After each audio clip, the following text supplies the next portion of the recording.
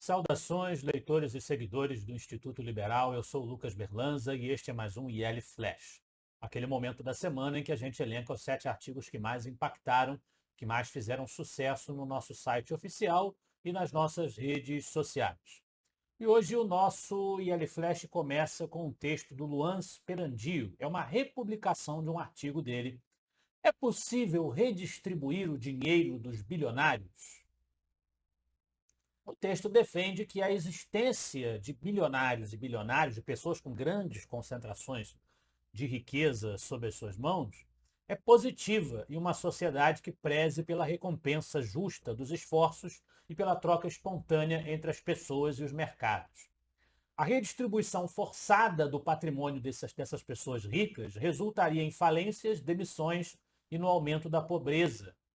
Eles, concentrando riquezas, conseguem gerar grandes empreendimentos que geram empregos e geram produtos que satisfazem as necessidades e demandas de uma grande parcela da população. Nós devemos nos preocupar em como resolver problemas sociais complexos, mas a redistribuição do patrimônio dos ricos é só um discurso simples, elegante e completamente errado. Contra esse tipo de discurso simples, elegante e completamente errado, nós temos o personagem principal do texto do Hermes Vinícius, a importância de A Lei de Bastiat.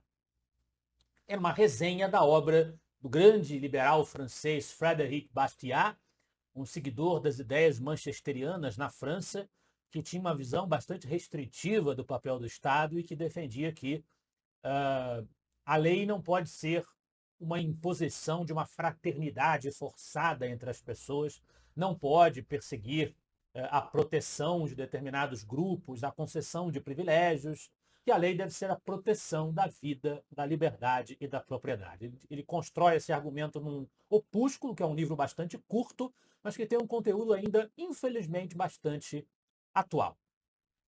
Esse tipo de discurso liberal defende o mercado. E o artigo do Gabriel Braga é sobre o mercado. O que é e como funciona o mercado?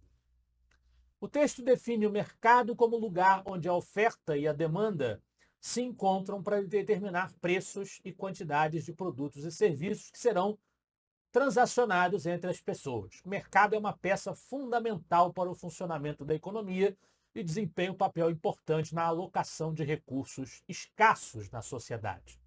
Dentro desse mercado, as pessoas, de acordo com seus desejos e necessidades, fazem trocas, fazem intermediações dos produtos, das coisas materiais que existem para serem trocadas. E isto favorece a que o recurso esteja onde as pessoas precisam dele, onde as pessoas o desejam, onde as pessoas o demandam livremente, sem que uma autoridade central, que não tem competência para isso, determine onde esses recursos, esses objetos, esses bens materiais deveriam estar. Compreender o funcionamento dos mercados é essencial para entender como a economia funciona, é a conclusão do Gabriel Braga. Também de autoria do Gabriel Braga, e voltando a falar em Bastiat, nós temos um texto, A Falácia da Vidraça Quebrada. Esse conceito é do Bastiat, o Bastiat tratou esse conceito, foi inicialmente proposto por ele e foi desenvolvido novamente pelo economista Henry Hazlitt no seu livro Economia numa Única Lição.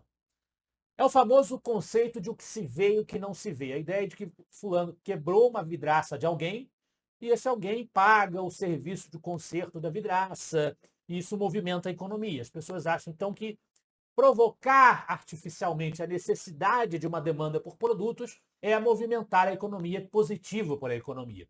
Mas não veem que o deslocamento dos recursos para consertar aquela vidraça quebrada impediu que aquele recurso fosse usado em outro lugar, ou seja, há uma manipulação artificial da alocação dos recursos no mercado. E isso, na verdade, é prejudicial para aqueles setores que poderiam estar sendo naturalmente atendidos sem que o problema existisse. Então, criar problemas nunca é positivo. Essa é a conclusão da tese da falácia da vidraça quebrada.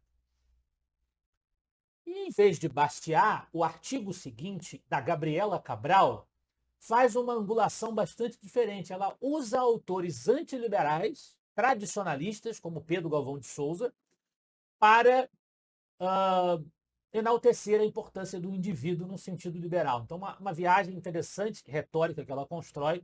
Deixo aqui meus parabéns, é uma autora nova aqui no Instituto, é a primeira vez que ela escreve um artigo para cá. O texto plenamente capaz por si mesmo. O texto defende que o ser humano jamais é comparável a algo maleável ou sem conteúdo próprio. O possuidor do direito natural, aquele que verdadeiramente move o mundo, ele deve ser respeitado e mantido na sua posição de um ser plenamente capaz por si mesmo de tomar as suas decisões e seguir os seus caminhos. Agora, de Bastiat e de autores antiliberais, nós vamos para o objetivismo. O texto do Roberto Rachevsky, o alerta de Ayn Rand precisa ser levado a sério. O texto lembra que a grande filósofa do objetivismo, Ayn Rand, alertou que mesmo as nações livres como os Estados Unidos poderiam se tornar sociedades decadentes, como as repúblicas socialistas, democráticas ou não, como elas se apresentam, que proliferaram pelo mundo desde o início do século XX, ao enfraquecerem uma ética baseada no capitalismo, na vida, no indivíduo, no seu interesse, no autointeresse, o egoísmo racional, como Ayn Rand gosta de dizer, e os seus seguidores também, em prol de uma visão mais coletivista, de um aumento do papel do Estado na sociedade. Muitos fatos dos últimos anos, das últimas décadas, dos últimos 2 séculos, na análise, no diagnóstico do Rachevsky, comprovam que o alerta de Ayn Rand tinha muita a sua razão de ser.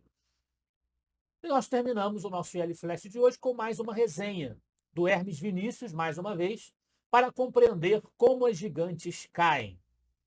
A obra Como as Gigantes Caem é uma obra de Jim Collins, pesquisador e um dos principais consultores focados em gestão de negócios e crescimento de empresas.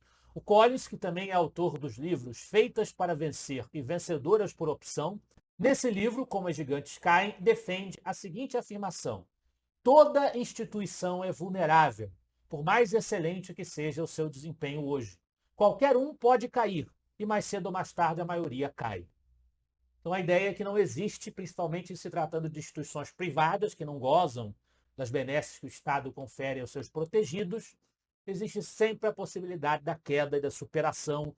Uma empresa que hoje domina um mercado pode, por uma série de conjunturas diferentes, decair, decrescer no seu domínio, surgindo alternativas, surgindo outras opções. Ela pode decair. Então, esse raciocínio é um raciocínio que favorece a tese liberal de aumentar a liberdade das empresas, porque o predomínio absoluto delas não é para sempre. Esta é, ao menos, a tendência. Esse foi o nosso IL Flash de hoje. Eu espero que vocês gostem dos artigos e dos debates proporcionados pelo Instituto Liberal. Semana que vem estaremos de volta. Afinal de contas, para nós, você é a parte mais importante da sociedade. Até a próxima.